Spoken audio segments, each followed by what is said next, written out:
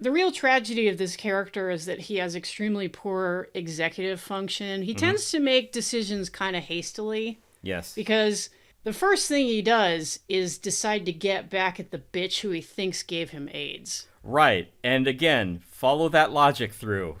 So yeah, he's going to get revenge on the woman who gave him AIDS by giving her AIDS, which she must have, right? I'm not really sure what the that'll teach her. That's a real you can't fire me, I quit situation right there. Yeah. Fuck you for giving me AIDS. I'm gonna give you AIDS. Like, well, you got me. Really got me there.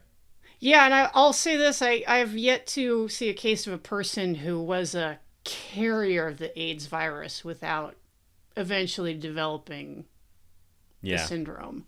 But to be fair, I haven't looked at the literature lately, so I might be missing something. Yeah, maybe there's new super AIDS. Well, you can go off of what the understanding of AIDS was at 1994, at the time, which apparently it's like the rage virus, because even after 2 people get injected with AIDS, the cops are like, oh, we better not tell anyone. We'll start a panic. Well, 13 years after the disease had appeared, and 9 years after the virus was identified, you can see why there was so little known about it. Right, yeah. Who knows what could happen? You could turn into a zombie. You could develop like an alien fetus in you.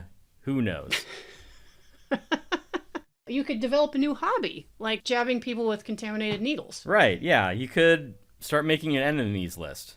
It looks like he already had one prepared, too, or did I misread that? I mean, it wouldn't surprise me with this guy. I wouldn't be surprised either that the guy had an enemies list and he just crossed out enemies and wrote in the word AIDS.